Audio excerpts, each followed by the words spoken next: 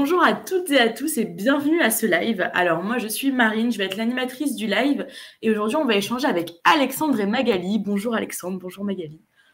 Bonjour. Bonjour.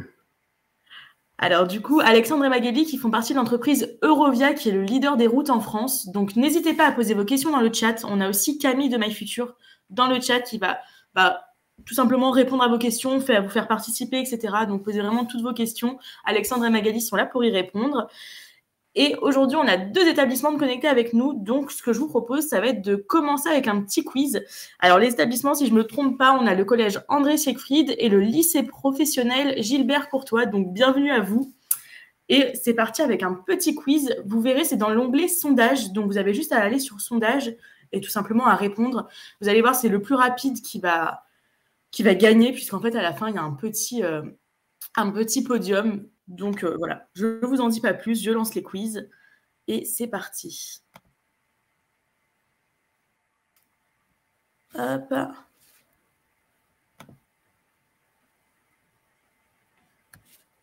Et on commence avec une première question. Quel est le plus grand technopole de France? Alors, la Silicon Valley de Rousset, Marne-la-Vallée près de Paris, Sophia Antipolis près d'Antibes. Alors, je vous laisse le temps de répondre, le temps de réfléchir aussi.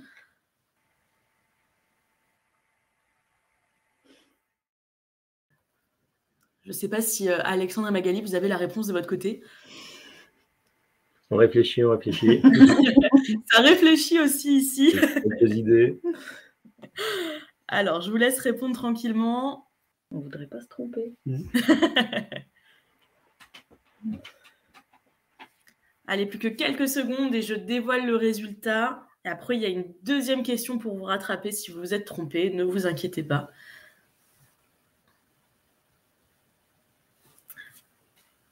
Bon, je vois qu'il y a encore quelques répondants, donc j'attends un petit peu. Je n'ai pas envie de vous couper l'herbe sous le pied, de vous donner la réponse tout de suite. J'attends un tout petit peu et c'est parti. Allez, je donne le résultat. Et c'était Sophia Antipolis près d'Antibes. Bon, la plupart, vous avez mis Marne-la-Vallée près de Paris. Ce n'était pas la bonne réponse. C'est pas grave, je vous laisse une deuxième question pour vous rattraper. Et c'est parti. Question suivante. Alors, l'industrie est un secteur d'avenir, vrai ou faux? Je vous laisse répondre. Bon, là, ça va un peu plus vite sur cette question-là. J'ai l'impression qu'elle vous parle plus.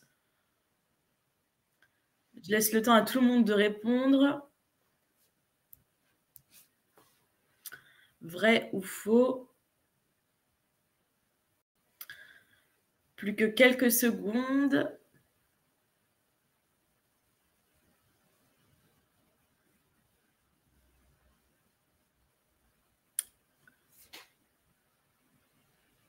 Bon, allez, je vous donne le résultat. C'est parti. Hop, bon, on a 100% de vrai et vous aviez raison, c'est une bonne réponse. Du coup, il faut savoir que l'industrie, elle joue un rôle essentiel dans l'économie française puisqu'elle est à l'origine de la majorité de nos exportations et concentre aussi la plus grande partie de l'effort de recherche du pays. La France est compétitive dans de nombreux domaines de pointe, championne de la production d'avions, de trains, de médicaments, de cosmétiques et les industries de haute technologie se maintiennent et s'exportent. Donc voilà, on a fini avec le quiz et je vous laisse voir le leaderboard. Alors, en premier, je vous donne le top 3. En premier, on a Céline qui a eu bon aux 2 questions. On a aussi Pierre, pareil, qui a eu bon aux 2 questions. Et Cléa qui a eu une bonne réponse sur 2, mais qui a sûrement été très rapide. Donc, félicitations à vous. Vous êtes les grands gagnants du jour. Et on va pouvoir commencer avec le live métier, si vous êtes prêts, Alexandre et Magali. On est prêt. On peut y aller. Allez, c'est parti. Alors, on commence avec « En quoi consiste ton métier ?» Alors, vous nous avez mis des photos. Je ne sais pas quelle photo appartient à qui, donc je vous laisse me dire. Je vous laisse parler. Alors, cette photo, c'est qui? C'est Alexandre, c'est Magali? Peut-être déjà commencer avec l'intitulé de votre métier et peut-être expliquer en une phrase ou deux en quoi ça consiste. Donc, alors moi, je commence pour moi. Moi, je suis responsable matériaux donc, chez Eurovia. Donc, un responsable matériaux, on va créer des matériaux et les vendre. Donc, matériaux de construction à destination des TP, surtout des routes ou des bétons. Alors, je précise, parce que peut-être que dans le chat, c'est pas évident pour vous, les TP, ce sont les travaux publics.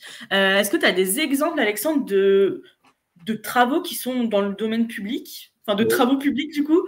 Donc, ça va être des aménagements de bourgs, des réalisations de tramways. On a un chantier en ce moment, un élargissement d'autoroute. Donc voilà, des choses concrètes, des viaducs, des ponts, après voilà. D'accord. Et nous, on arrive en amont de ces travaux-là, c'est-à-dire qu'on fabrique les matériaux à partir d'une roche naturelle. On va fabriquer des matériaux qui va fabriquer des produits, hein, qui va fabriquer du béton, qui va fabriquer des enrobés ou qui va venir sous la route. Ok, donc si je récapitule, on a les travaux publics, donc on prend le bâtiment de manière globale, on a les travaux publics où ça va être plutôt tout ce qui va être de la route, des ponts, comme tu le disais, des choses en fait, des infrastructures qui servent à tout le monde quotidiennement. C'est ça. Et après, si je comprends bien, tu me dis si je me trompe, j'essaye de faire avec mes connaissances.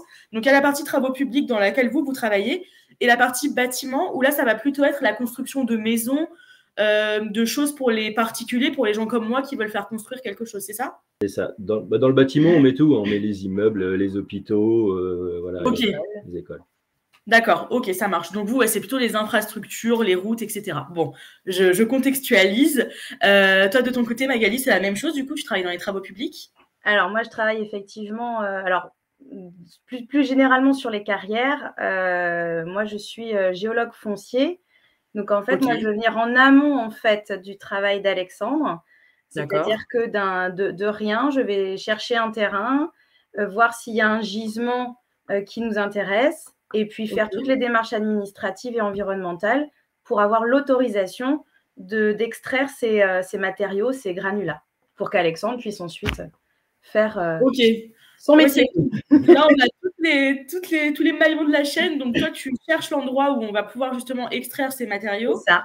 Et après, Alexandre, toi, tu vas les modifier, etc., pour qu'ils soient utilisables directement sur le chantier. C'est bien ça? C'est exactement ça. Écoutez, dans ces cas-là, j'ai tout compris, tout va bien. Bravo. Merci. Alors, du coup, on le voit dans le chat. Il y a Pierre qui nous dit « Ah, pas travaux pratiques, non, TP, c'est travaux publics. » Pas la même chose. Mais tu étais presque, Pierre, on y était presque. Ça pourrait être sympa, mais non.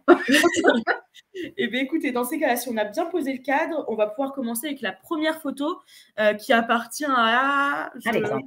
C'est bon, c'est la mienne. Donc, c'est une des carrières que j'ai sous ma responsabilité. Je m'occupe de 3 sites d'extraction et 2 plateformes de négoce et de recyclage. Donc là, c'est un site qui est situé dans le 41 au nord de Blois, donc qui est une carrière calcaire. Donc, tout ce qui est ouvert actuellement, que vous voyez plutôt en blanc, ça représente 17 hectares. Hein, donc, on est quand même sur des grandes surfaces. Et l'ensemble du périmètre représente 60 hectares. Donc, vous en avez des 2 côtés de la photo. Il y a de la place. Voilà, on a de la place. Et du coup, donc là, comme en gros, là, c'est de la matière première pure, c'est ça? Est-ce que je comprends bien? C'est ça, c'est de la roche, donc que Magali a trouvé et nous a autorisé à exploiter. Et donc, du coup, nous, on va chercher du gisement. Donc, c'est du gisement naturel. Hein, on travaille avec un matériau qui est naturel, qu'on va venir récupérer, exploiter et qu'on va pouvoir le traiter. Donc, moi, mon métier, c'est responsable matériaux, c'est le suivi de l'extraction. Donc, les matériaux, pour les arracher à la paroi, on va utiliser des explosifs. Après, on va les traiter, donc on va les transférer vers une installation de traitement. On va les concasser, hein, donc c'est broyer. On va les cribler, c'est-à-dire trier les matériaux pour faire toute une gamme de matériaux qui va de gros éléments à des éléments plus fins. Ok, ouais, donc c'est tout un travail. Et du coup, toi, j'imagine que Magali, en amont, tu as bien vérifié que ça ne va pas poser de problème, on va dire, à l'environnement, ce genre de choses-là. Est-ce que je me trompe? C'est ça. Alors, je le détaillerai après dans ma slide, mais effectivement, il y a déjà la qualité de la roche, la qualité du caillou qui va être importante à vérifier en amont. Après, il y a tout ce qui est environnemental. On va avoir des fois des espèces végétales ou animales qui sont à cet endroit, qui sont protégées, donc on ne pourra pas y aller, on ne pourra pas détruire ces habitats ou ces zones de nourrissage. Ou des fois, on peut être amené à les compenser, on les déplace, on les prend, on prend notre petite plante et puis on la déplace un peu plus loin. Et puis, il y a tout ce qui est aussi urbanisme. Donc, ça, c'est géré par les mairies, par les communautés de communes. En fait, chaque terrain va avoir une activité appropriée. Donc, les champs, ils vont être classés en agricole. Les forêts vont être classées en naturel. Les bourgs vont être classés en urbanisées. Et puis, autour, on va avoir des zones à urbaniser. Voilà, donc nous, on peut se placer sur différents types de terrains. Mais tout ça, voilà, il faut imbriquer toutes ces contraintes pour savoir si on pourra avoir l'autorisation d'aller chercher la matière. Exactement, pour qu'Alexandre puisse y aller extraire tout ça, modifier tout ça. Et du coup, on a une question de Cléa qui nous demande, Alexandre, comment on fait pour se protéger des explosifs? C'est vrai que je me suis posé la question aussi, ça a l'air un peu dangereux, mais j'imagine que c'est très sécurisé. C'est ça, donc c'est quelque chose, en fin de compte, c'est un des éléments les plus dangereux, mais qui est totalement maîtrisé avec des procédures. Hein. Donc il faut savoir qu'on n'utilise pas, on ne stocke pas d'explosifs sur site. Hein. Donc c'est le camion qui vient quand on a besoin. On fait à peu près un tir tous les 15 jours. On met en œuvre 1,5 tonne d'explosifs. Donc, mais il faut savoir que la tonne 5 ne va pas partir d'un coup, ça va partir en rafale. Donc, c'est un tir, c'est une multitude de trous, c'est une cinquantaine de trous, et donc chaque trou va partir avec un retard. Donc, c'est comme une rafale de mitraillette.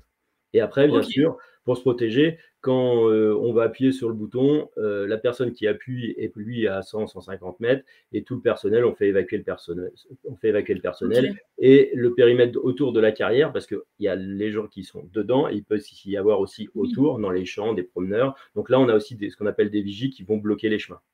D'accord, ok. Bah écoute, moi ça me semble bien sécurisé là comme tu me le décris, c'est bon, je suis rassurée. On a Julie qui nous demande, vous allez loin ou pas pour faire vos travaux ou c'est dans la région? Alors du coup, est-ce qu'au niveau des terrains, vous essayez de les cibler proches? Et après, est-ce que aussi tout ce que toi tu vas produire du coup, Alexandre, est-ce que c'est pour être employé proche ou est-ce que ça peut partir hyper loin je sais pas exactement ce que ça va donner comme produit derrière, mais voilà, c'est la question de Julie, je vous laisse répondre. Les carrières, alors, selon les roches, les types de produits qu'on va faire, on va avoir un marché de chalandise qui est plus ou moins loin. En moyenne, sur ce qu'on va appeler, nous, les matériaux graves, donc qui sont des matériaux qui viennent en sous-couche, on est dans un rayon de 30 km. Donc, c'est quand même un produit local. Après, sur des produits type plutôt spécifiques, alors, qui vont être des enrochements, des gravillons décoratifs, là, on peut aller beaucoup plus loin. D'accord. On peut aller, nous, on est sur Blois, on est déjà livré des matériaux spécifiques en région parisienne. Donc ça vaut pour le calcaire. Après, on a des matériaux qui vont voyager beaucoup plus selon la qualité. Par exemple, des matériaux, des carrières éruptives où on a une roche très dure. Là, on va pouvoir faire du ballast. Et là, dans ces cas-là, on peut faire 300-400 km. Ballast. Ok, donc ça va dépendre ça va vraiment dépendre de ce que vous allez faire en fait de la carrière en question. Voilà. Et puis j'imagine aussi des besoins dans les différents coins de France en fait. Ok, ça marche. Bah écoutez, ce que je vous propose, c'est de passer à la suite avec la deuxième image, si j'arrive. Voilà. Ouais. Et là, du coup, c'est de ton côté, c'est ça, Magali? Non, c'est toujours du côté d'Alexandre. Ok, d'accord. Je me suis dit, c'est. Alexandre, vas-y, je te laisse commenter. Non, parce que dans la partie, du coup, quand on a un club dans la partie production, on a toute la partie sécurité, qualité, environnement qui va rentrer en jeu. Et aussi, ce qu'on va appeler aussi fin de vie de la carrière, réaménagement de la carrière. Donc, quand on a fini aussi d'exploiter, on va rendre ces terrains à l'agriculture. Et là, la photo que vous voyez, c'est nous ce qu'on appelle des mesures compensatoires, c'est-à-dire c'était une mare.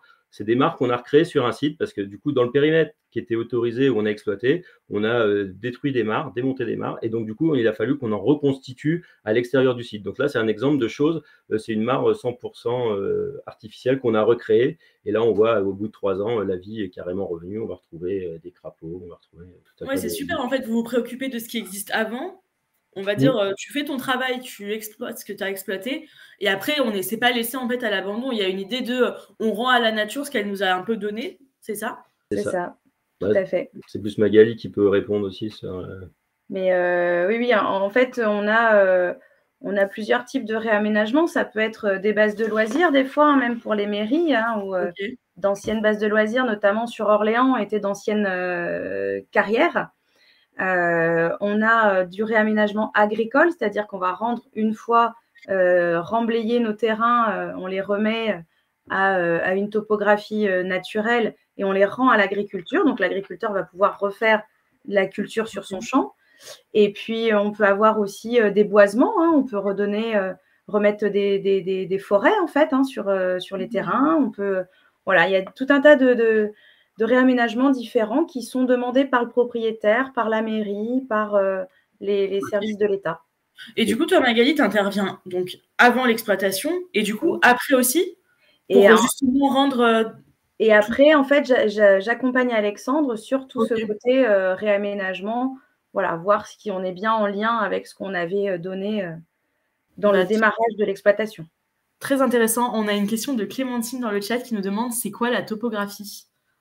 Ah, alors, comment expliquer ça? C'est le relief. Voilà, c'est le relief en fait. Le relief naturel. On va avoir les plaines, les montagnes, des cuvettes. Hein, donc tout ça, en fait, ça fait une topographie qui peut être plane, qui peut être accidentée. Voilà. Et donc, en fait, quand on va prendre un terrain, on va le creuser pour extraire la roche. Eh bien, nous, aujourd'hui, on remet des matériaux qui sont des déchets, en fait. Mais alors, quand on dit déchets, c'est de la terre, hein, que personne ne veut. Voilà, on a fait des travaux chez soi. On a un excédent de terre, on ne sait pas quoi en faire. Hop, voilà. On vient le remettre en carrière et du coup, on remonte la topographie exactement comme elle était à l'origine. Donc, en fait, à l'instant T0 et 30 ans plus tard, si on regarde une photo, il n'y a pas de différence. Entre-temps, il y a eu l'exploitation des matériaux. Ben ouais, c'est super d'avoir retracé comme ça la vie de la carrière parce que c'est hyper imagé. Donc, personnellement, je trouve ça très chouette. Et puis, j'imagine que là, dans le chat, ça doit vous faire penser à vos cours de géographie. Alors, je ne sais pas si je suis la seule, mais moi, quand tu me parles de surface plane, etc., de cuvettes et tout ça, ça me replonge dans mes cours de géographie. Oui, c'est ça. Voilà, ça me fait écho. Et on a Safia dans le chat qui nous dit « L'île Charlemagne est une ancienne carrière. » Et oui.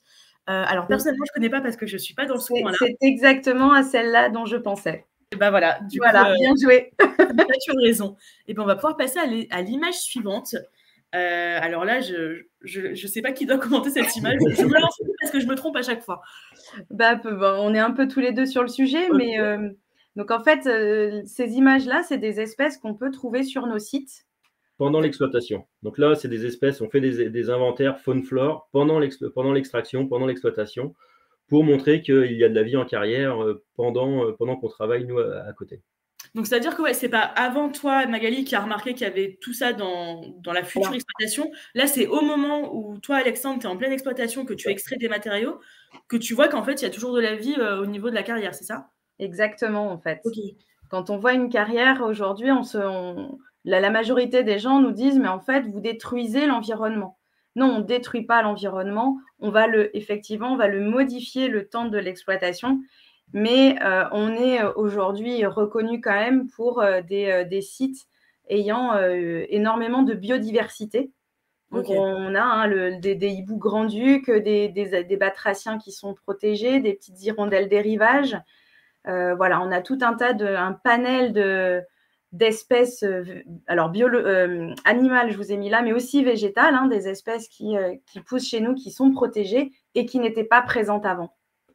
Ok. Ça marche, très clair. Je vérifie dans le chat si on n'a pas des questions. Il y a Pierre qui nous dit que le crapaud est BG. Effectivement, il est très beau ce crapaud. Tu as raison, Pierre, de le souligner. Je suis d'accord avec toi. Écoutez, dans ce cas-là, on peut passer à la slide suivante. Alors là, il y a des flèches, etc. Des cartes. Est-ce que Magali, cette fois-ci, c'est ta slide? Oui. J'ai remarqué, j'ai compris. C'est un peu le bazar, mais vous allez voir que c'est aussi un peu le bazar dans la réalité. Parfait, alors ça représente bien. Voilà, c'est ça. Donc, en fait, on parlait tout à l'heure de topographie. Donc, effectivement, on va regarder la localisation d'un site. Pour trouver un site, on va regarder ce qui est essentiel, c'est la géologie, puisqu'on cherche certains types de roches, des calcaires. Alors, je vais vous dire des gros mots, mais des diorites, des leptinites, des choses des alluvionnaires. Alluvionnaire, c'est tout ce qui est sable et gravier. Et tout ça, quand on regarde le paysage, on ne le voit pas.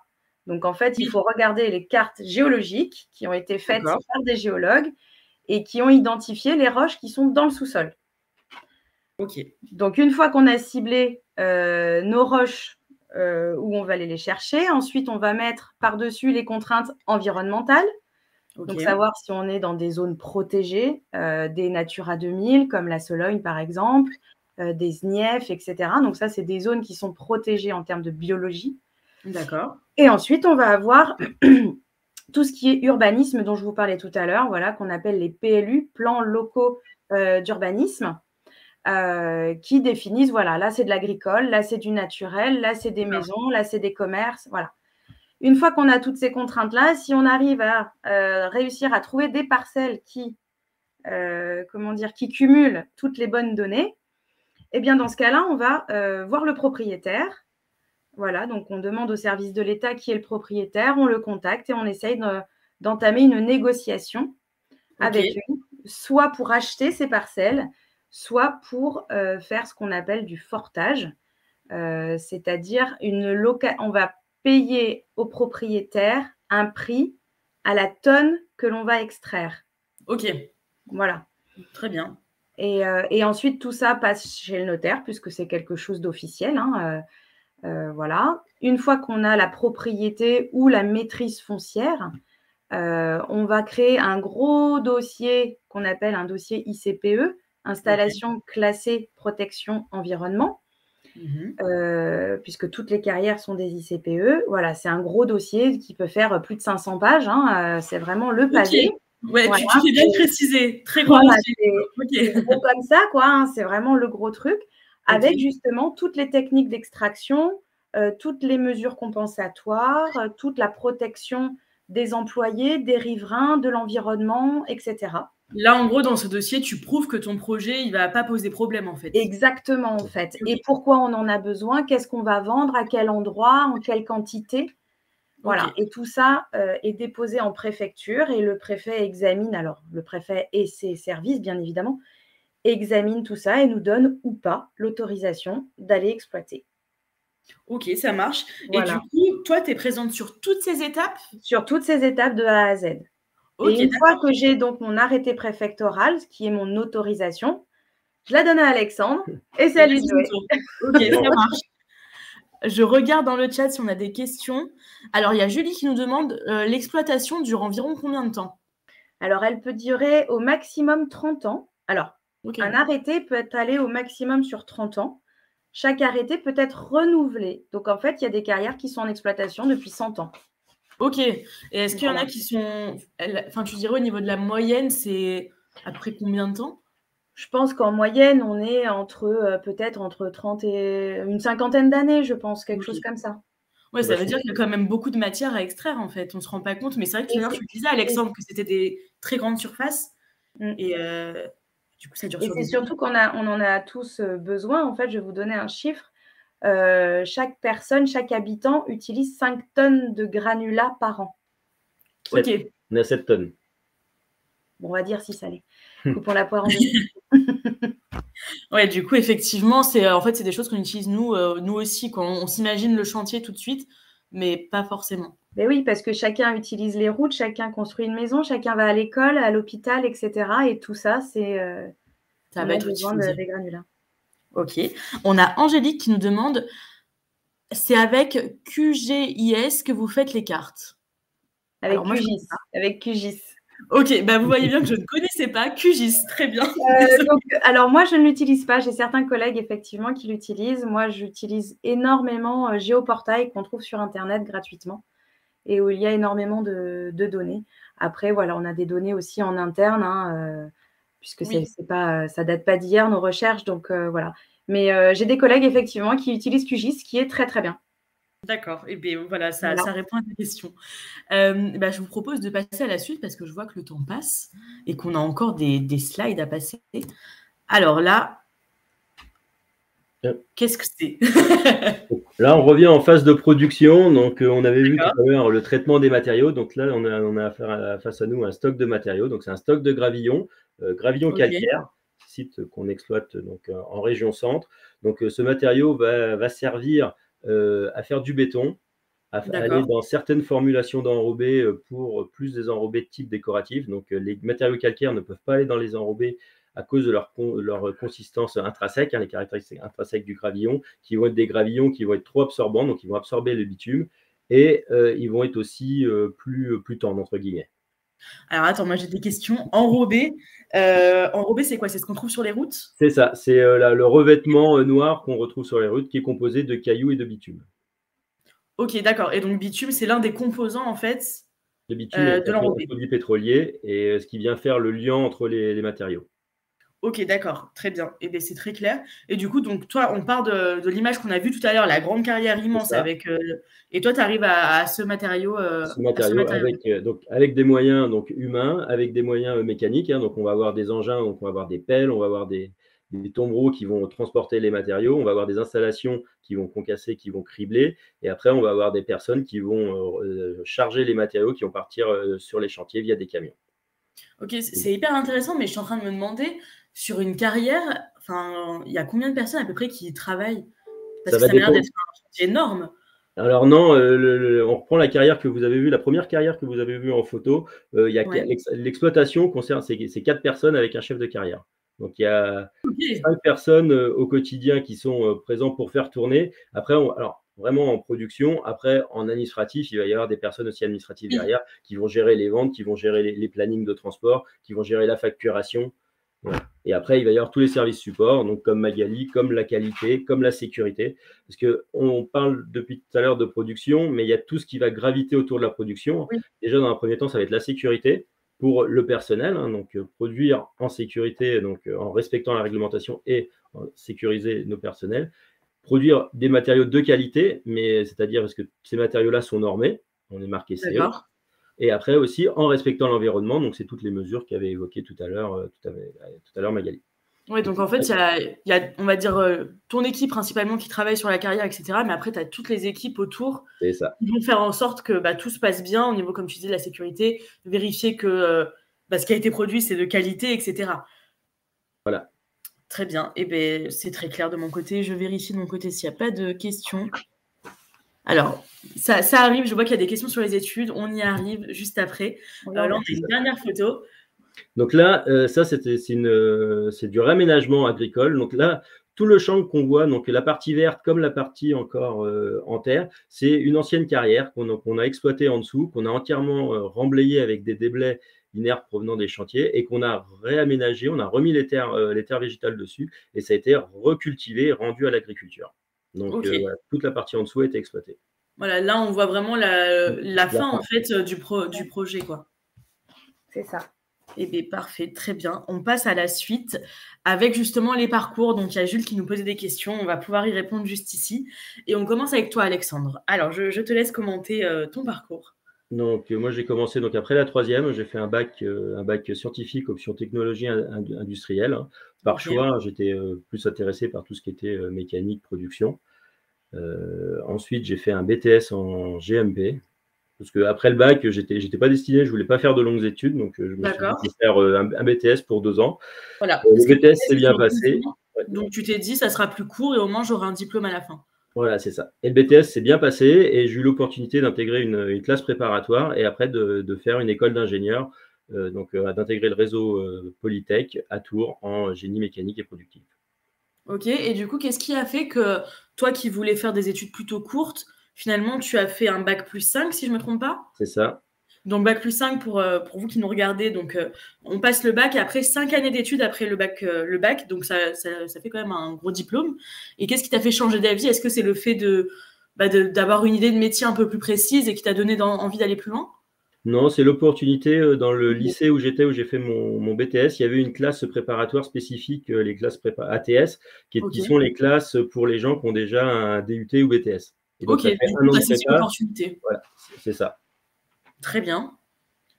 Et du coup, après les études, tu es directement rentré chez Eurovia? C'est ça. Je suis rentré. Donc, moi, j'avais plutôt un bagage de producticien. J'avais travaillé en industrie, hein, j'avais fait de l'usinage, j'avais fait de l'injection plastique. Donc, j'ai toujours été dans la production, mais jamais de granulat. Et quand je suis sorti de l'école, j'ai eu une opportunité d'intégrer Eurovia en carrière. D'accord. Donc, ça fait 15 ans que tu es sur le poste que tu fais aujourd'hui? C'est ça. Après, j'ai fait plusieurs roches. Hein. Magali parlait des roches tout à l'heure. Hein. J'ai fait de la cornéenne, donc c'est de la roche éruptive. J'ai fait de l'alluvionnaire, j'ai fait du calcaire. D'accord. Et puis maintenant, on travaille sur de nouvelles roches. Hein. C'est tout ce qui est de la partie recyclage, revalorisation. Donc à partir de béton, de démolition, de routes. On démolit les routes, on les reconcasse, on démolit les maisons. Et voilà, c'est quelque chose. Donc, même en ayant, on va dire, depuis 15 ans le même poste, tu vois plein de choses différentes en fait. Donc, tu n'as pas le temps de te lasser, quoi. Ah non, pas du tout. Ok, c'est parfait. Donc voilà, donc là, on vous a donné le parcours pour Alexandre. Et du coup, tout à l'heure, je voyais qu'il y avait des questions sur la partie géographie. On va voir maintenant le parcours de Magali. Magali, je te laisse commenter. Très bien. Eh bien, donc, moi, après la troisième, j'étais passionnée d'histoire, donc je me destinais plutôt à l'archéologie, en fait. D'accord. Voilà, mais bon, moi, j'étais pas du tout littéraire, j'étais beaucoup plutôt scientifique, donc je me suis dirigée vers un bac scientifique option sciences et vie de la Terre, qui permettait à cette époque-là d'avoir vraiment une diversité de choix derrière. D'accord. Voilà, donc, et puis en fait, en terminale, voulant toujours faire de l'archéologie, je me suis renseignée. Il fallait être très bon en langue, ce qui n'était pas mon cas. D'accord. Donc, je me suis dit, bon, bah, qu'est-ce qui s'en rapproche le plus? La paléontologie, allez-y, on y va. Donc, alors, est-ce que tu peux juste me faire la différence du coup entre l'archéologie et la paléontologie? Alors, l'archéologie, ça va être l'étude de tout ce qui est lié à l'humanité, en fait, à l'homme. La paléontologie, c'est tout ce qui est fossile avant l'homme, en fait. Donc, tout ce qui est les dinosaures, etc. Ça, c'est de la paléontologie. D'accord, ok. Voilà. C'est Quand bon. on parle de l'homme de Cro-Magnon, ça devient de l'archéologie. Voilà. Ok, très bien, c'est clair. Donc, du coup, moi, je ne me sentais pas faire prépa, école d'ingé, etc. Donc, du coup, moi, j'ai intégré la fac de géologie à Orléans. D'accord. Voilà. Donc, et qu'on appelle aussi université. Exactement, université. Et donc, mon premier cours de paléontologie, je me suis dit que ce n'était pas pour moi. Mais non, mais tu as raison. En fait, c'est en faisant les choses que des fois, on se rend compte que ce n'est pas forcément fait pour nous. Exactement. C'est pas du temps perdu puisque ça nous permet de nous rendre compte de ce qui nous plaît, ce qui nous plaît pas. Exactement. Et donc, moi, la paléontologie, c'était non. Non, je me suis dit non, les noms latins, non, c'est pas pour moi. Mais bon, le reste de mes cours me plaisait énormément. Donc, en fait, j'ai continué en géologie jusqu'à faire. Donc, du coup, j'ai fait un master pro en géologie. Donc, 5 ans également d'études après le bac. Et je me suis spécialisée dans tout ce qui est exploitation des mines et carrières. Donc là, ce que tu fais aujourd'hui, en fait. Exactement. Et donc, du coup, j'ai eu la chance, par ce master-là, en dernière année, de passer 4 mois au Canada, qui était une sacrée expérience vraiment à faire. Ok, c'est noté. Voilà. Travailler à l'étranger, ça peut être bien. Ah ouais, super. Et puis voilà, on découvre d'autres cultures, d'autres choses. C'est vraiment très enrichissant et vraiment super. Sortie de là, j'ai été embauchée suite à mon stage de fin d'études dans une société qui s'appelle Imeris, qui exploite aussi des carrières, mais dans tout ce qui est minéraux-industriel. Donc là, c'est des roches qui vont rentrer dans du cosmétique, dans de la pharmaceutique, dans des peintures, voilà. C'est d'autres applications. Par ce travail, j'ai énormément voyagé, parce que c'est un travail à l'international. Donc, j'ai été pas sur tous les continents, mais presque.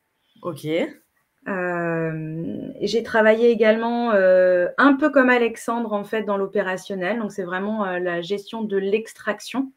Je n'avais pas tout le traitement et les ventes, etc. Mais voilà.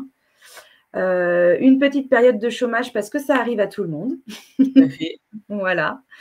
Où je me suis pas, j'ai pas attendu qu'on me donne du travail parce que je pense qu'aujourd'hui c'est compliqué. Du coup, recherche intensive.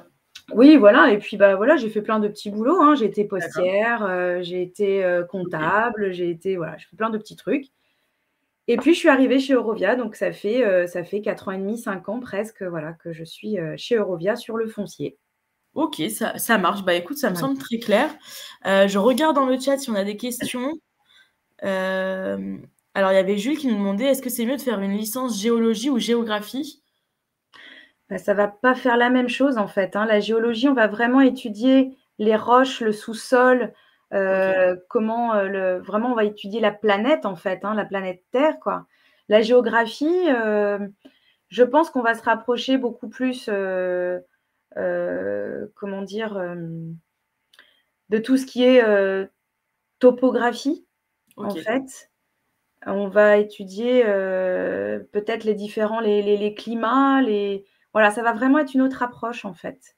D'accord, mais pour toi, du coup, ton métier, ce serait plus la géologie. Moi, c'est la géologie, c'est vraiment l'étude des roches et du sous-sol, en fait. Voilà. Ok, ça marche. Du coup, tu as la réponse, Jules. Alors, attendez, je regarde rapidement. On a aussi une question de Pierre qui nous demande si Eurovia est présent dans d'autres pays. Oui, tout à fait. On est présent à l'international, Europe et même aux États-Unis. On a beaucoup. États-Unis, Canada. Ouais. Très bien. International. Pierre qui nous dit trop bien, tu as étudié des os de dino. Ah non, j'ai pas eu cette chance-là, malheureusement. C'est pour ça que la paléontologie, je me suis dit que c'était pas pour moi. Voilà. Elle n'a pas pu voir les os de dino. Donc... Non, j'ai vu que des petits coquillages, des petites bestioles avec des noms que je pourrais même pas vous dire aujourd'hui. Donc non, c'est pas ultra fun, quoi. Bon, et bien voilà, tu as eu ta réponse, Pierre, pas d'autres dinos. Mais du coup, on peut passer à la suite, parce que je vois qu'encore une fois, le temps file, et c'est super intéressant, donc il n'y a pas de problème. Du coup, là, on a 2 choses que tu préfères dans ton métier et 2 choses que tu aimes moins. On commence avec Alexandre ou Magali? Non, ça c'est ma fiche. Donc, donc la diversité des tâches, donc je vous en ai présenté une grande partie tout à l'heure. Donc, on parlait de l'exploitation, la production, donc avec la partie technique. J'ai aussi sous ma responsabilité toute la partie commerce, donc savoir répondre. Tu as vraiment un éventail assez large de différentes missions, en fait. C'est ça. Donc, voilà, la partie commerce, la partie relationnelle, qui vient aussi ce que j'ai dit. Il y a toute la partie aussi avec les parties prenantes. Donc, nous, ce qu'on va appeler les parties prenantes, ça rejoint un peu ce que fait Magali, mais les discussions avec les administrations, de dialoguer avec les riverains, les élus, les associations, d'être présent dans des associations sportives, des choses comme ça. Voilà, c'est d'être encore. Ouais, donc il y a tout un parti vraiment relationnel. Et puis j'imagine qu'il y a aussi le relationnel avec les équipes qui sont sur place. Donc moi, sur chaque site, j'ai des relais, j'ai des chefs de carrière qui sont présents. Donc, pour qui, eux, gèrent le quotidien des sites. Mais voilà, et puis après, moi, j'ai aussi communication avec eux pour que tout se passe bien, en fait. C'est ça. Et après, moi, j'ai aussi avec ma hiérarchie aussi, les échanges avec ma hiérarchie sur les budgets, les discussions. Ça va dans les deux sens. Voilà, c'est ça. Ok, et bien c'est noté. Et du coup, 2 choses que tu aimes moins dans ton métier? Maintenant, le côté administratif, donc tout ce qui va être des suivis, des reportings, des analyses. Et puis après, un peu la lenteur de l'administration parce qu'ils sont un peu comme nous, voire pire que nous, c'est-à-dire qu'ils sont débordés et les procédures sont de plus en plus complexes et les études sont de plus en plus compliquées.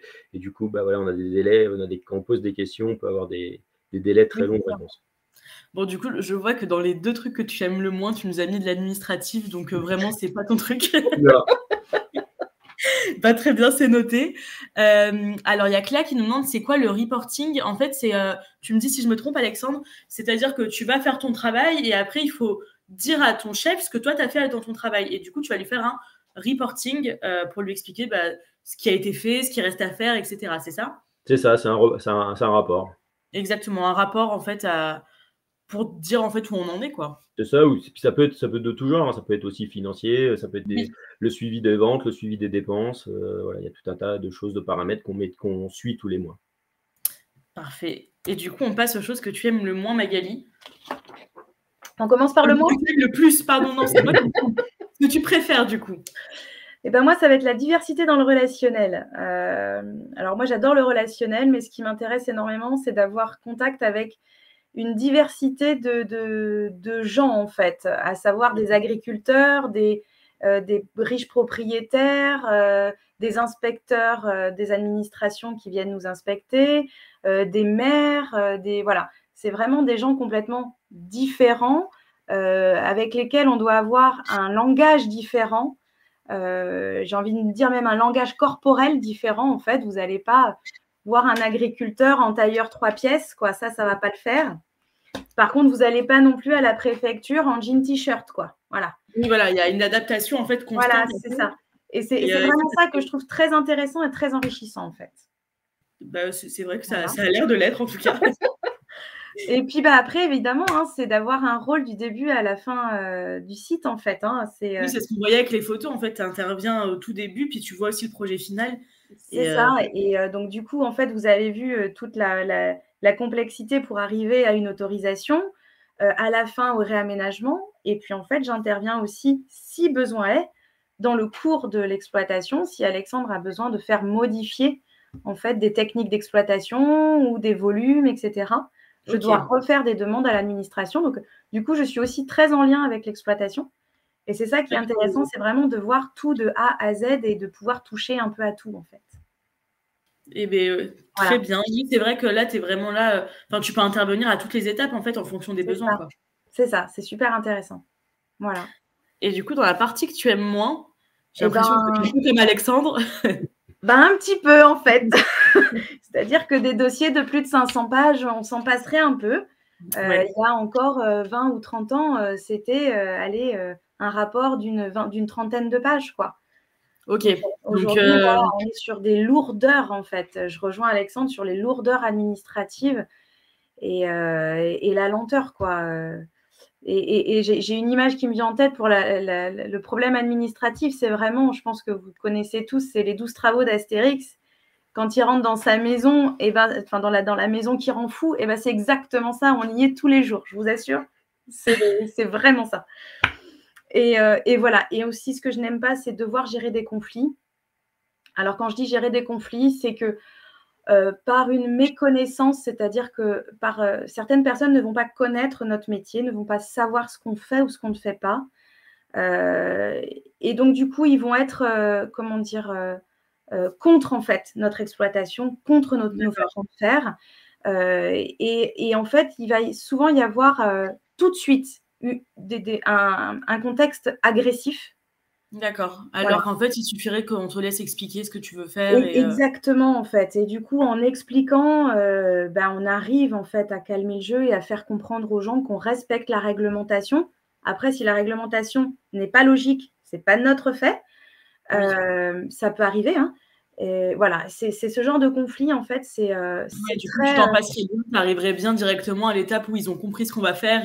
Non, mais en fait, ça prend un temps énorme et une énergie énorme, en fait. Voilà. Donc, c'est ce que tu aimes le moins. Ça s'entend. Et du coup, on va pouvoir passer à la suite avec des clichés anecdotes. Alors, on a les géologues, ce sont ceux qui font des fouilles. J'avais ce cliché en tête. Donc... ouais, voilà, bingo. Non, les fouilles, c'est les archéologues. Ok, et voilà. Et oui, c'est dit. Et après, moi, je veux une carrière, mais pas chez moi.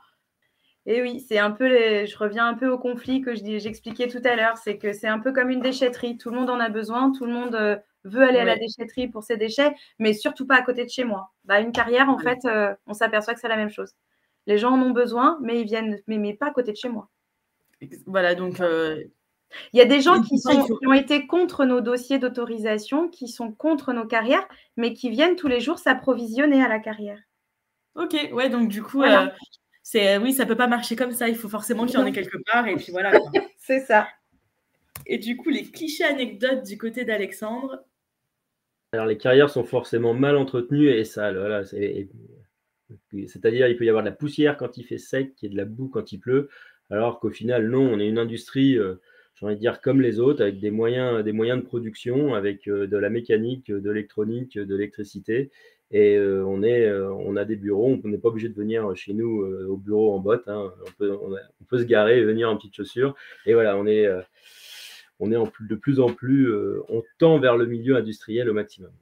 D'accord, donc voilà, c'est un cliché, ce n'est pas ça, les mal entretenus. C'est ça. Et du coup, anecdote séquestrée par un riverain, je suis très inquiète, est-ce que tout va bien? Oui, c'est arrivé, c'était au moment des moissons, un riverain excédé qui est arrivé, qui a posé la moissonneuse devant l'entrée parce qu'il y avait eu un peu de poussière sur la route et que du coup, ça partait dans son champ et qu'au final, quand il moissonnait, ça faisait de la poussière. Sauf qu'il y avait autant de poussière devant lui que derrière lui, donc la poussière, elle venait pas de nous. Mais voilà, c'est une chose qu'on est amené à gérer, ce que disait Magali, les conflits entre riverains. Et bon, enfin, par contre, la petite anecdote, c'est que ce riverain-là, il était en guerre avec tout le monde, et pas que nous. Bon, donc c'était peut-être la personne qui posait potentiellement problème. Voilà. Ça demande du dialogue et j'ai dû passer 2 heures avec lui, quoi, pour discuter. C'est ça en fait, c'est que c'est de la perte d'énergie et de temps, quoi. C'est ça. Bon, en tout cas, je suis ravie qu'il t'ait relâché. Et bien, du coup, on va pouvoir passer à la dernière étape de notre présentation. Je regarde juste les questions dans le chat. Il y a Julie qui posait une question sur le conflit, mais on y a répondu. Angélique qui nous dit, qui rigole et qui dit « Les Romains diraient, ils sont pas humains ». J'adore la ref à Astérix. Donc voilà, ça parle. Et puis voilà, on est... Alors, il y a juste Clémentine qui nous dit « Moissonneuse et batteuse, c'est la même chose ». Oui, c'est un engin agricole. Là, c'est Joker. Ouais. On appelle ça moissonneuse batteuse, ouais. C'est pareil. Et Joker, du coup, Clémentine. Et du coup, on passe à la fin. Donc, carte d'identité en 2 minutes top chrono. Ce que je vous propose, c'est que je vous dise chaque intitulé et vous me répondez pour votre part ce qu'il en est. Alors, déplacement pro. Oui. Oui. Ok, tous les deux.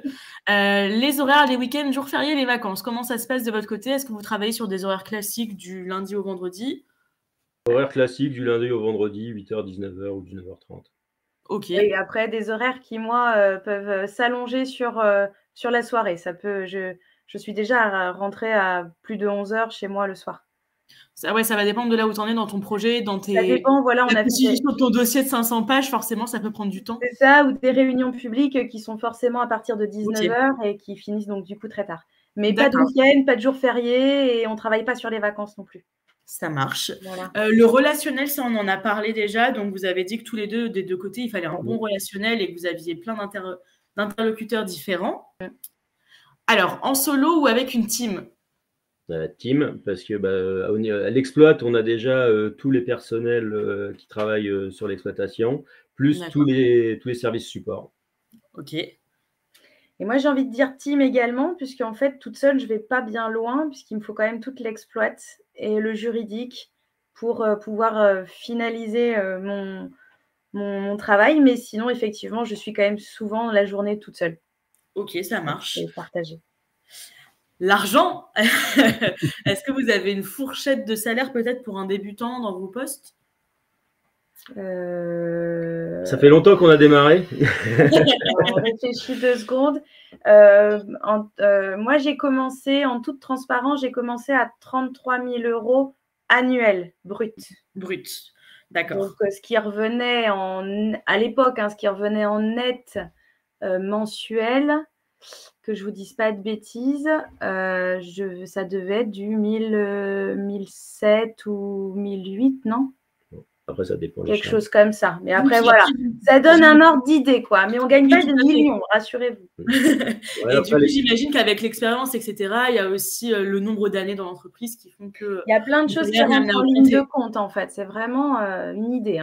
Voilà. Après l'exploit, oui, on est entre 35 et 40 par an, plus les avantages qu'on peut avoir à côté. On a une voiture de fonction, téléphone portable, on a en note de frais pour les déplacements, pour les repas du midi.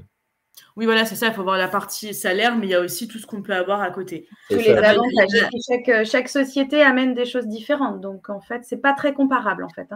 Oui, il y a Safia dans le chat je pense qu'il travaille avec vous, qui nous dit 2200 € maintenant. Donc voilà, vous avez votre réponse. Voilà. Alors, du coup, au niveau des langues étrangères, on m'a posé la question tout à l'heure dans le chat. Est-ce que vous avez besoin de pratiquer des langues étrangères ou pas dans votre métier? Non. Moi, je suis partagée.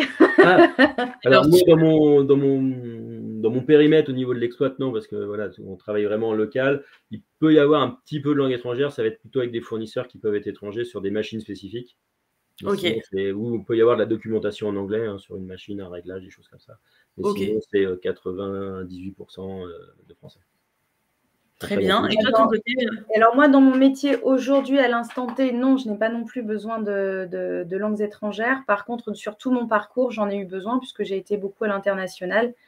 Voilà, et je peux être amenée à y retourner. Donc, l'anglais est quand même une priorité. Oui, dans tous les cas, on ne vous le dira jamais assez, mais les langues, allez-y à fond, ça sera toujours utile. Donc, ça, c'est sûr. Écoutez bien vos cours d'anglais, d'espagnol. Même pour voyager en vacances, c'est utile. Oui, c'est ça, exactement. Donc, dans tous les cas, ça se travaille. L'environnement de travail, du coup, est-ce que vous êtes plutôt… je pense, Alexandre, toi, tu es un peu des deux côtés, non? Tu dois avoir une partie bureau, une partie… C'est ça. Moi, je me panache, c'est 50-50, 50 de bureau, 50 de terrain. Ok. Et toi, Magali? Moi, j'ai énormément de bureaux ou de voitures. D'accord. Après, je vais avoir une petite part de terrain, évidemment, quand je vais voir un terrain, quand je vais voir un propriétaire. Mais voilà, c'est vraiment une grosse part de bureau quand même. Ok. Eh bien, ça marche. Après, les plus, les moins, je pense qu'on les a vus au fur et à mesure. Du coup, je pense qu'on arrive à la fin de ce live. Je vérifie qu'il n'y ait pas de questions particulières dans le chat. Alors, on a une dernière question du coup de Cléa. Il y a Julie aussi qui demandait combien vous êtes environ dans l'entreprise, mais j'imagine que ça doit être difficile de donner un chiffre exact pour Eurovia, qui est une très grosse entreprise. Eurovia, on est 40 000 personnes dans le monde. Après, nous, on est des petites… Chaque carrière est une petite structure. Donc, nous, nos sites, on est entre 7 et 10 personnes par site. Ok. Et du coup, la dernière question de Cléa, c'était quoi vos métiers de rêve au collège? Vraiment le métier rêvé. Je crois que Magali, toi, t'en as parlé, c'était… L'archéologie. Voilà. Et toi, Alexandre, tu nous as pas dit, c'était quoi ton métier de rêve au collège? J'ai pas vraiment d'idée, quoi. Peut-être comme tous les petits garçons, être gendarme ou pompier. D'accord. Toi, Alexandre, tu te laissais porter par le vent. C'est ça. Très bien, c'est noté. On vous remercie beaucoup tous les deux pour vos réponses à nos questions. Je vous remercie aussi dans le chat, vous avez posé plein de questions, c'était hyper intéressant. On se retrouve demain, je crois, avec un nouveau live à 10h, donc n'hésitez pas à vous connecter. Et puis, je vous souhaite à tous une très bonne journée. Merci. Bonne journée. Au revoir, bonne journée à tous. Au revoir.